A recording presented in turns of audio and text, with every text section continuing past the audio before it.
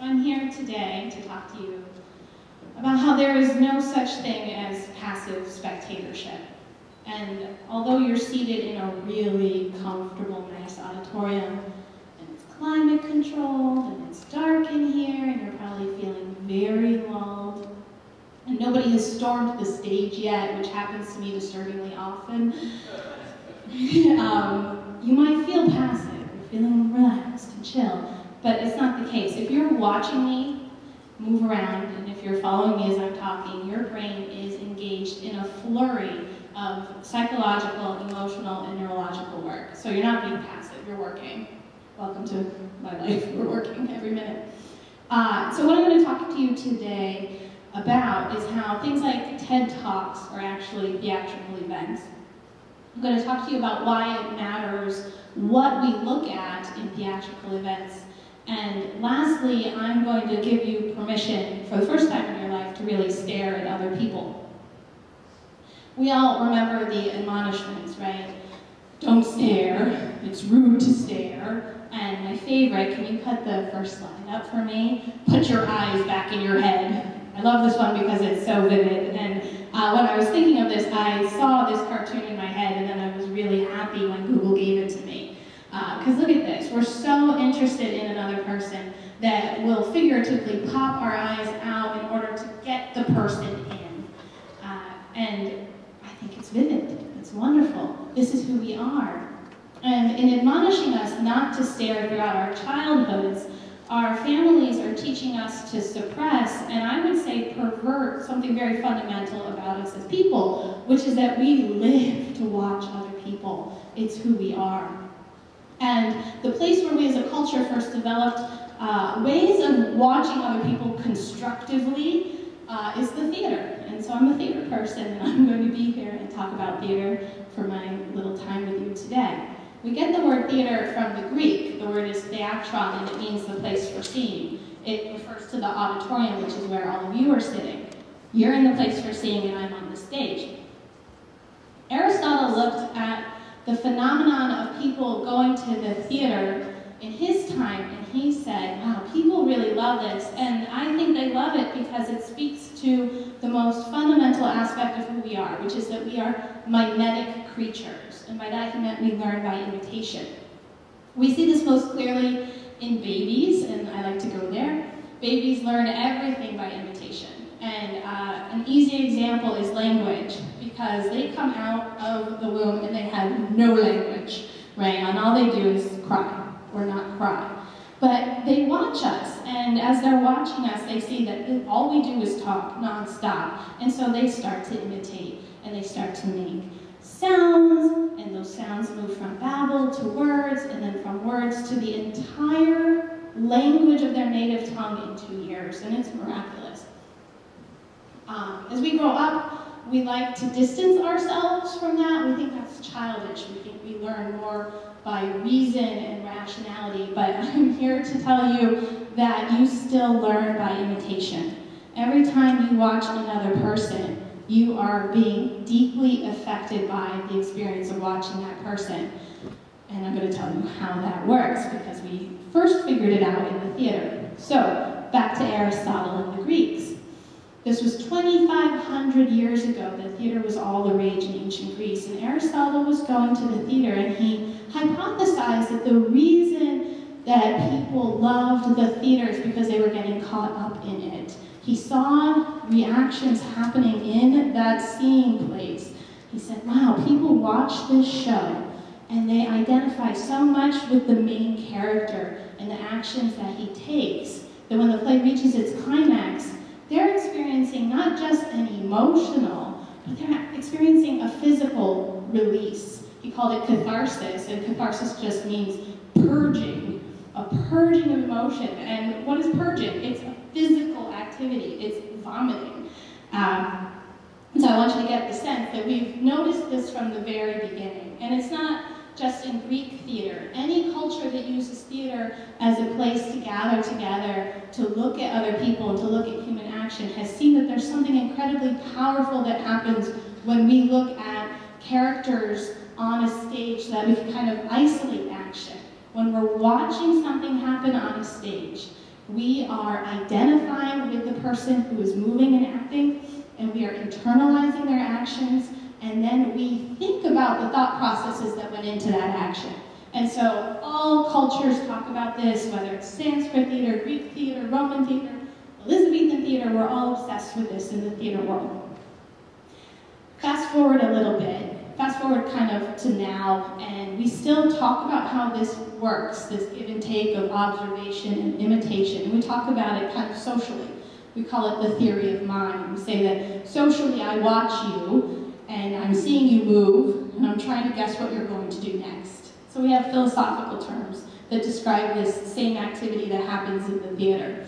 We watch other people because sometimes we're nervous, right? What are you going to do? Are you going to rob me? Are you going to hit me?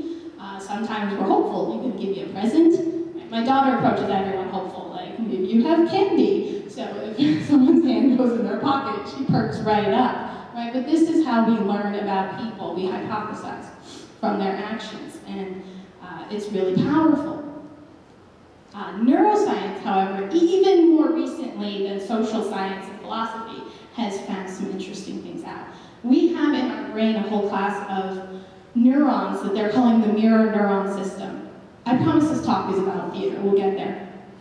Neuroscientists have found this branch of brain circuitry that they're calling the mirror neuron system, and it confirms what Aristotle observed over 2,500 years ago, that when we watch other people, we're not sitting there just passive images in front of my face. No, when you're watching other people move, these mirror neurons engage and they reflect back to the brain every action the person makes that you're watching. The brain is, in a sense, imagining itself doing the same actions.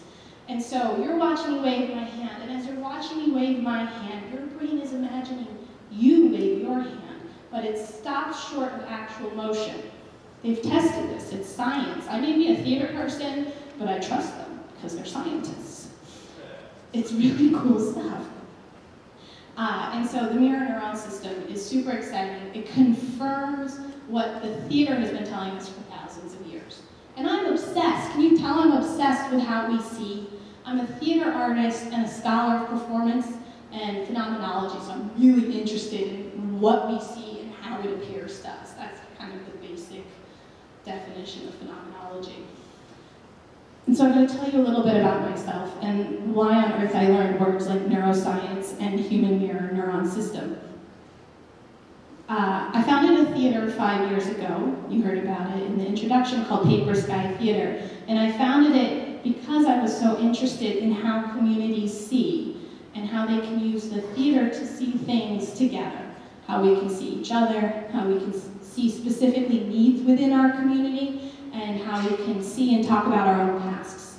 And I was doing a lot of theater with that theater. I was doing what I've now come to call ordinary theater, except that sometimes people storm the stage. Again, look into it. It's really interesting in theater. People do get out of their chairs a lot. And I was doing theater, plays, comedies, tragedies, when a friend approached me and asked me if I would consider doing theater sessions with teenagers at a camp for teenagers with autism. I had no experience with this whatsoever, and this started pretty much about 5 or 6 years ago. And so I had to learn a lot about people with autism. And one thing I learned is that those with autism do not engage in the same dynamic of observation and imitation that neurotypical people do, it seems. And so when you are doing theater activities with people with autism, you need to find other ways of communicating. Autism is a really interesting condition, and neuroscience has kind of clued in that it might have something to say to the puzzle that is autism. You'll often see autism organizations represent themselves with a puzzle piece because it is a puzzle that so many different fields are trying to understand. And so neuroscience has started to look at autism, and it said, wow, these people often don't engage in imitation like neurotypical people do. And so they've studied the brains of those with autism, and they have found that yes, there is, it seems, a deficiency or a disruption in the mirror neuron system. Those with autism, that mirror neuron system doesn't engage. And I've come to understand a lot of this through doing theater and researching techniques in theater for those with autism. There have been some really interesting new experiments that have found that you can train the brain through neurofeedback training, and that if teenagers with autism, I read one really good study, go through this neurofeedback training, they show improvement in the ability to recognize other people's intentions and moods. This is seen as a big deficiency in those with autism. And they also show a reduction in what are called problematic behaviors, which leads to what the medical community calls deficiencies in social skills, which is part of the diagnosis of autism. And this is all very exciting in the realm of neuroscience and treatment. But I'm a theater artist, and so deficiency doesn't get me very far, as I've been trying to figure out how do I make theater with communities with autism. Deficiency is a medical term, it works great for them. But for me, I have learned through much work with amateur theater artists that if I approach you only in terms of your deficiencies, you will not give me a very good performance. All you'll hear is that voice in your head saying, "You're really bad, talk louder, face the audience, try to act." Deficiency doesn't get me very far as an artist. But also as a scholar of performance history, deficiency makes me straight out nervous. And so you may not know, but in the long history of how we've taught people what normal is, and what normal human behavior is, and normal physical variations are, the theater was used long before television and internet to teach people about what normal is, and therefore what deficiency is. So I'll just tell you a little bit about this long history of performances of weird, I like to call it, right? How do we see crazy? To start with, crazy. It was all the rage way back in the 18th and 19th centuries if you were a person of means and lived close enough to an insane asylum to head out on the weekend and see the crazy people.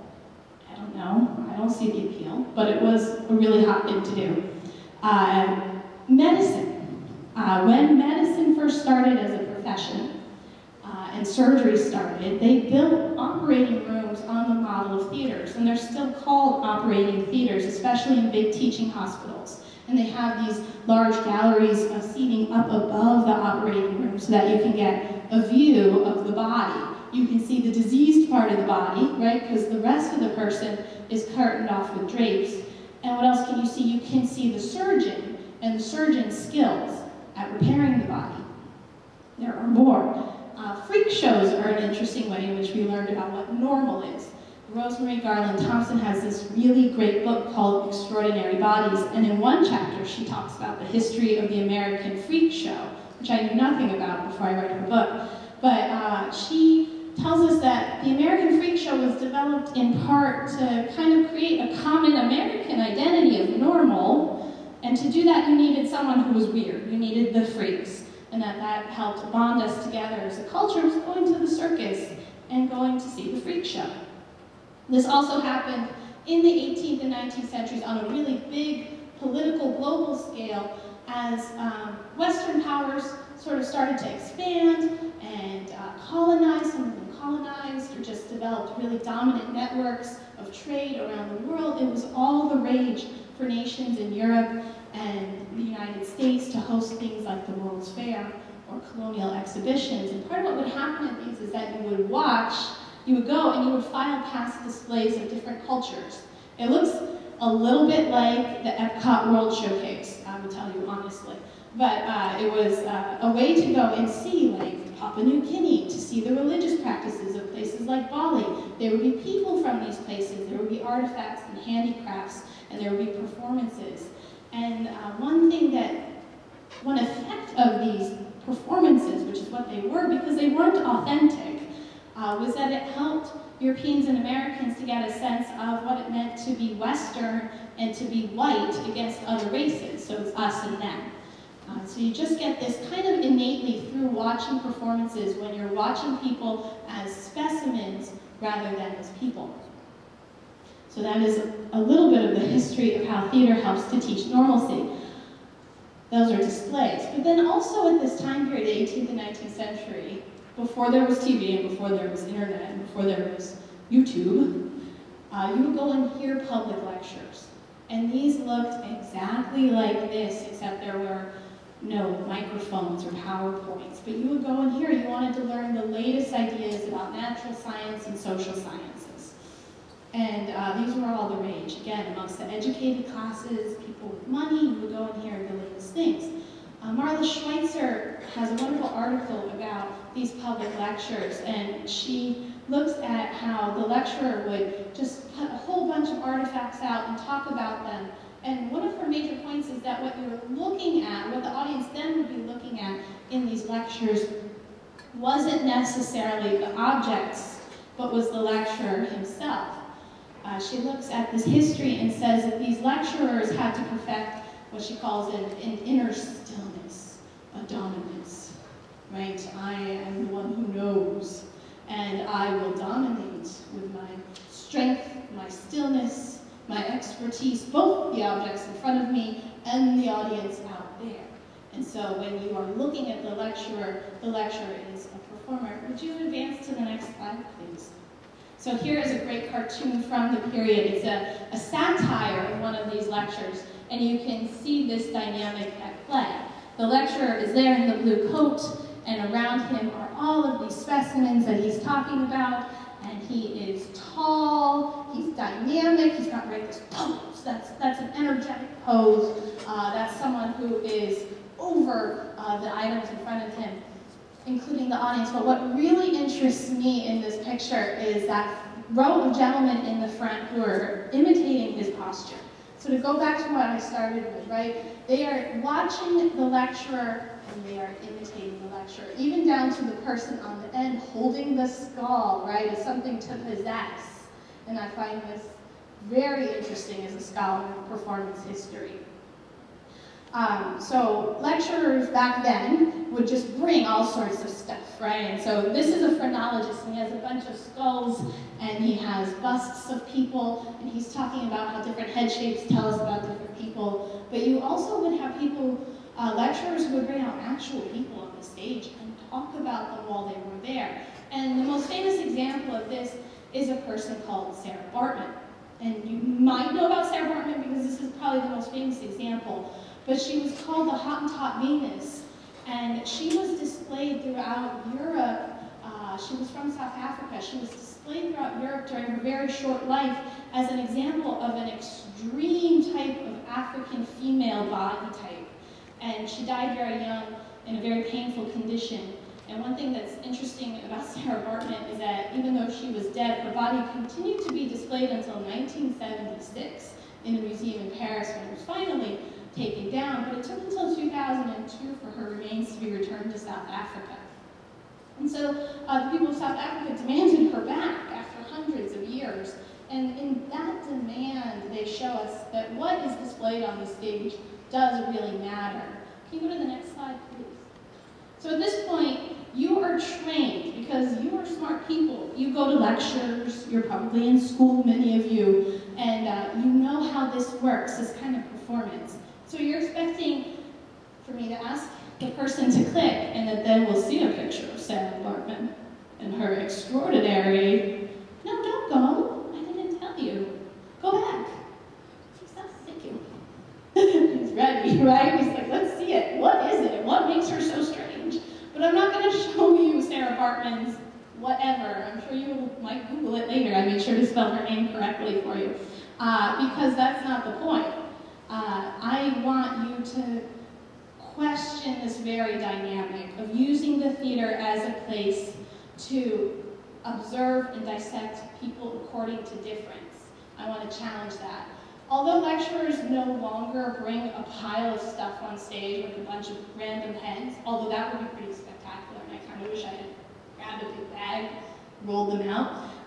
We do bring bits of people. Okay, now advance the slide and move quickly as rehearsed, right? We just have digitized our props into PowerPoint slides, so now here they are, right? We've got people, extraordinary bits of difference. We've got the biological world sprinkled in there. Stop, we gotta stop right there. And this is how we now look at people and try to understand the world and atomize the world. And I'm not saying don't do that. I'm not saying don't be a social scientist, don't be an anthropologist. No, do those things. But when we engage in seeing in a performance level, we should always be questioning, what am I imitating when I'm watching another person? Because if I can get you to understand how powerful the act of watching is, you'll change what you look at for the rest of your life. And you'll look for ways to use your abilities to help others to see needs in your own community. You'll be able to engage on that level with the dynamic of seeing. So just to conclude my story, I became so interested in seeing and how we see theatrically when I was young and when I was conducting research into performance histories. But since I had this invitation several years ago, my interest in how we see and how others see us has only deepened. There's a wonderful philosopher named Emmanuel Levinas, and please advance the slide. He writes that our duty to other people begins in the very moment of perception. And when we perceive another person, what is enacted is a call to us, a complete responsibility for that other person. Remember when I told you when my daughter sees another person reach in their pocket, she expects candy? Levinas tells us that really at our base, whenever we see another person, we either expect them to hurt us or to help us. And that's a really demanding thing that should call out to you and make you rethink how you see other people. Hi, can you move the slide forward? And then once more. For Levinas, he says, and once more. Oh no, yeah, one more, thank you. He says, when we meet that other person, whether he looks at me or not, that person regards me and I must answer for him. This happens in the seeing place all the time, right? Whether the person on the stage is there as a specimen, doesn't look at you, right? Specimen, a bust, a body part, an inert body on a table, a slave brought to be talked about, or not, you are nonetheless responsible for talking about what you saw, for processing what you saw because it's affecting you.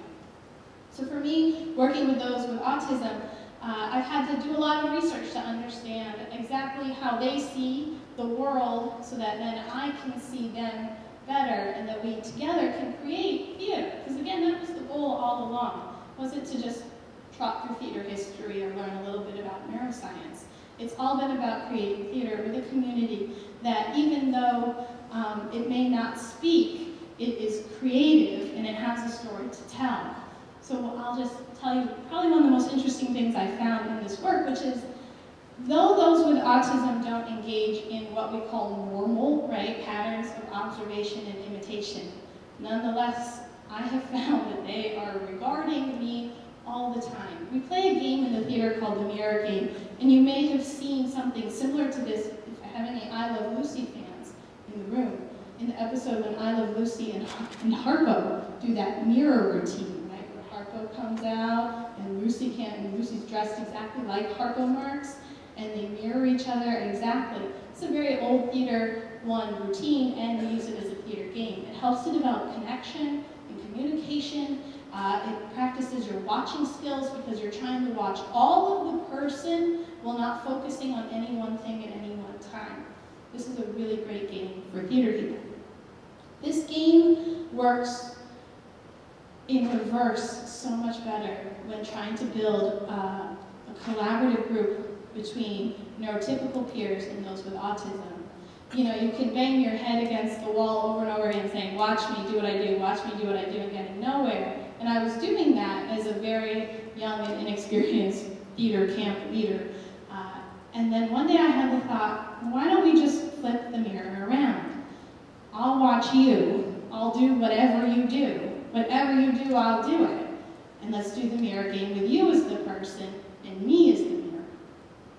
And what we found, and this project is ongoing, I still do these theater activities with communities with autism, is that when you reverse the mirror, when you let the other person be the person, that avenues of communication and creativity open up where they hadn't been there before. And it's just incredibly powerful. And I have no explanation for why it's so. And I'm really excited for neuroscience to develop far enough to tell me why it works.